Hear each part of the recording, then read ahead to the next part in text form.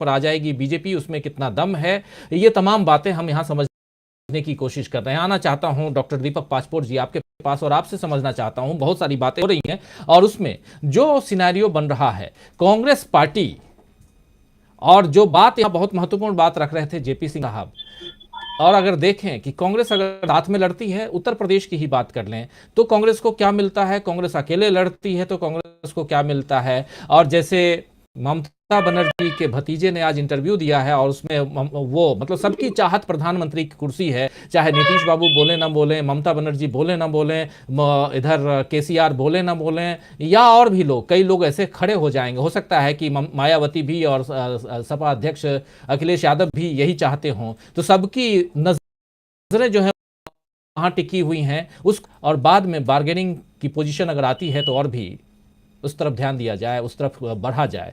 लेकिन सवाल यह है कि हराएगा कौन और उसमें कांग्रेस कहां है, कांग्रेस को कितना मजबूत देख रहे हैं आप डॉक्टर दीपक पाचपोर जी, और वो भी आफ्टर भारत जोड़ो यात्रा पार्ट 1। ये देखिए, इस इशू को अगर हमको वाकई बहुत माइन्यूटली और गहनता से अगर इसकी स्कैनिंग करनी हो तो इसके तीन पक्ष हैं। पहला तो यह कि आशाओं के अनुरूप बहुत सारा घटनाक्रम बढ़ जा रहा है, तो आशाएं, अपेक्षा और आशंकाएं, अगर इन वर्गों में बांट के हम एग्जामिन करें इस विषय को, आशा के अनुरूप ऐसा है कि देखिए 2014 में जब मोदी आए उसके 1 साल या 2 साल के बाद ही जब उनका हिंदुत्व का जो हिडन एजेंडा जो है आगे बढ़ने लगा, तभी लोगों को पता चल गया था कि गलती तो हो गई है और विपक्षी एकता की बात सुगबुगाहट तभी शुरू हो गई थी। उसी समय अरुण शौरी ने एक भाषण में कहा था कि मोदी को तब तक नहीं हराया जा सकता जब तक कि सारे विपक्षी दल, जैसा आपातकाल के दौरान हुआ था 1 अगेंस्ट 1, कांग्रेस के खिलाफ सारे दल मिलकर एक कैंडिडेट खड़ा करें, तभी बीजेपी को हराया जा सकता था।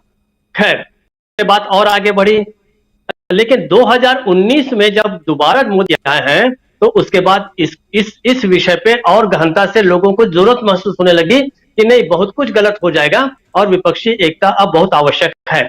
लेकिन जो कुछ विपक्ष का जो स्वरूप था, उनकी उनकी एक्सपेक्टेशंस थी, उनकी एस्पायरेशंस थी, वो सबको देखते हुए हम ये कहें कि वो बात बड़ा कठिन लग रहा था कि आखिर कौन ये इसको विपक्ष की एकता को कौन नेतृत्व करेगा, विपक्षी एकता बनेगी कैसे, कौन उसमें रहेगा, कौन नहीं रहेगा। और इसके स्कैटर्ड अलग थलग बहुत सारे छिटपुट प्रयास फिर भी होते रहे।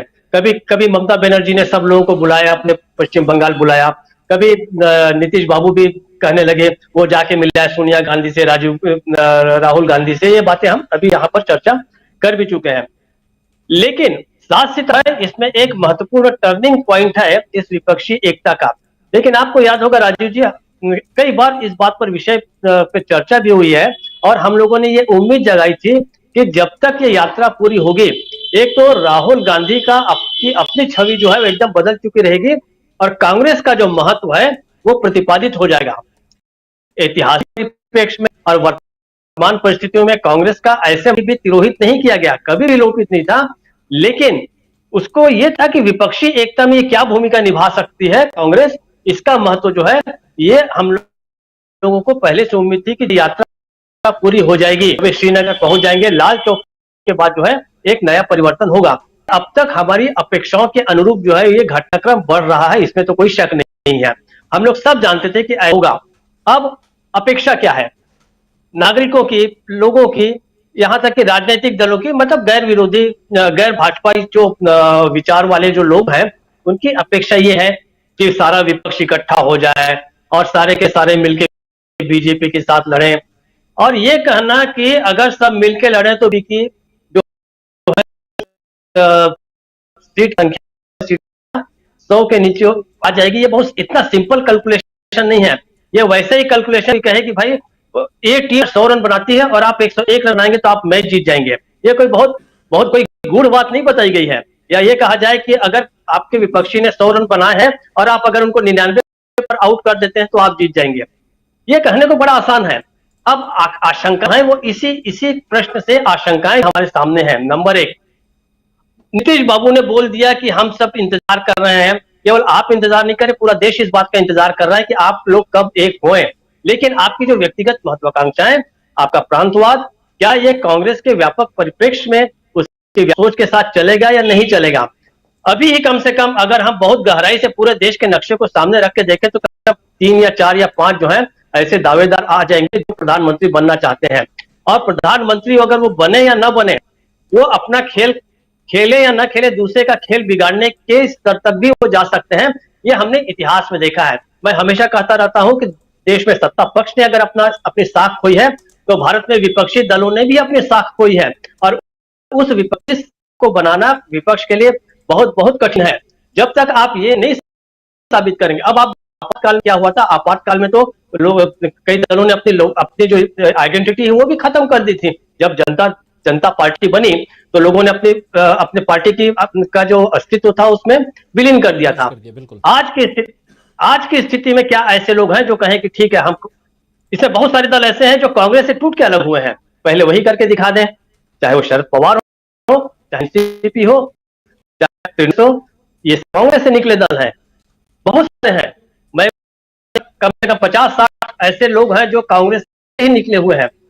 वो तो इस लेवल तक अगर जाने के लिए तैयार हैं तो मोदी को हराया जा सकता है। दूसरा, आप लोगों को, वोटर को एजुकेट करने के लिए क्या कर रहे हैं? कुछ नहीं कर रहे हैं। आप ये कर रहे हैं कि अभी भी एक बहुत बड़ा वर्ग पूरे भारत में ऐसा है जो ये चाहता है कि मेरे राज्य में चाहे फला पार्टी जीते, लेकिन केंद्र में मुझे बीजेपी सरकार चाहिए।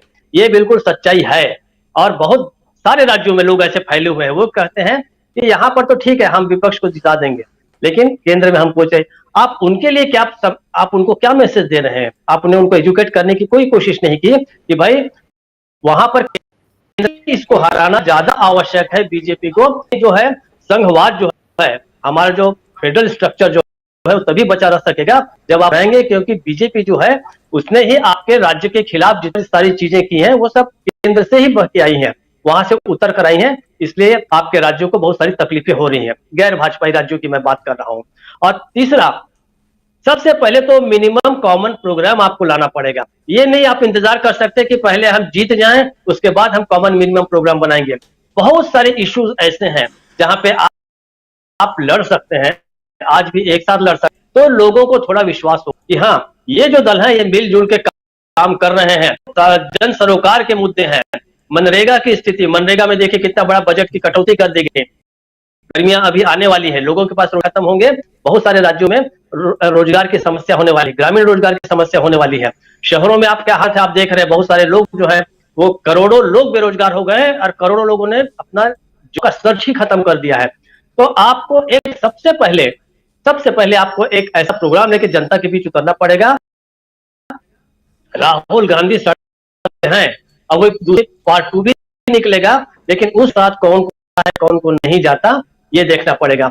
मैंने एक बात और कही कि 26 जनवरी या 30 जनवरी को जब श्रीनगर में झंडा लेंगे, वहां पर कौन कौन होगा इससे पता चल जाएगा कि आपके साथ कौन है। और आज हमारे सामने स्पष्ट है, इतनी बड़ी यात्रा एक दिन की 4000 किलोमीटर वो चले और वहां पर जो श्रीनगर में साथ थे, मॉरल सपोर्ट देने के लिए भी कोई वहां पर नहीं था, बहुत गिने चुने लोग थे। तो आप ये असलियत है, इस असलियत को भी हमें ख्याल रखना पड़ेगा और इस अपनी साख बनाना, अपनी विश्वसनीयता बनाना और लोगों के सामने एक संयुक्त और मजबूत चेहरे के साथ जाना जो है, ये कांग्रेस का काम अब नहीं है। कांग्रेस ने अपना काम कर लिया, अब उन विपक्षी दलों का काम है जो विपक्षी एकता की बात को बड़े जोर शोर से कह रहे हैं। राजीव जी बिल्कुल सही आप कह रहे हैं। और जब ये यात्रा समाप्त हुई थी, जो हम दोनों के बीच में स्क्रीन पर यानी श्रीनगर के शेर कश्मीर स्टेडियम में, तो वहाँ कश्मीर की 2 पार्टियां थीं और दोनों के प्रमुख वहाँ मौजूद थे, उमर अब्दुल्ला, फारूक अब्दुल्ला और साथ में महबूबा मुफ्ती। इनके अलावा इधर मैदान से कोई नहीं था। और ये बिल्कुल आप सही कह रहे हैं। क्या सारी जो हैं सिर्फ और सिर्फ कांग्रेस की तरफ टिकी रहेंगी या अपनी तरफ भी लोग झांकेंगे कि हम क्या कुछ कर रहे हैं? और शायद यहीं से शुरुआत होती है कांग्रेस के अंदर जो थोड़ा बहुत भय अगर होगा उसकी। और 2004 की स्थिति यानी अटल बिहारी वाजपेयी की इंडिया साइनिंग को हरा करके, और उस समय यूपीए का गठन उस ढंग से नहीं हुआ था, चुनाव के बाद यूपीए का गठन हुआ, जिसके बारे में जेपी सिंह साहब बता भी रहे थे। और लेकिन 2024 की स्थिति में बहुत फर्क है। 2004 में शायद न्यायपालिका, मीडिया, विधायिका, कार्यपालिका सब एक पक्षीय नहीं थे, यहाँ एक पक्षीय दिखाई देते हैं। इसलिए बहुत कुछ यहाँ समझने की जरूरत उन लोगों को भी, उन विपक्षी दलों को भी है जो खुद अपने आप में छत्रप हैं और खुद उस कुर्सी पर यानी प्रधानमंत्री की कुर्सी पर विराजमान होना चाहते हैं। तो आप सपने पाले रहिए, कांग्रेस को कोसते रहिए और सोचेंगे कि सब कुछ बदल जाएगा, राहुल गांधी आगे आ जाएंगे तो बदल जाएगा। क्या ऐसा होने वाला है सिर्फ अकेले राहुल गांधी के दम पे? आप तो उधर वोट काटने में बैठे हुए, वोट काटने के लिए। क्या उत्तर प्रदेश में समाजवादी पार्टी को ये डर, भय नहीं है कि कांग्रेस मजबूत होगी तो उनके जो एमओआई समीकरण है वो उस पर कहीं ना कहीं कैंची चलेगी? क्या ये भय नीतीश कुमार को और तेजस्वी यादव को नहीं है कि वहां भी कांग्रेस मजबूत होगी तो ऐसा ही होगा? तो जब उत्तर प्रदेश और बिहार में ये स्थिति है तो बाकी जगहों पर क्या होगा? और प्रोफेसर अखिल स्वामी जी, 336 सीटें हैं हिंदी भाषी प्रदेश के, 336 सीटें हैं और 336 सीटों से ही बीजेपी जो है बहुत ज्यादा मजबूती के साथ चुनाव लड़ती है और यहीं से जीत के जाती है, वहां तक पहुंचती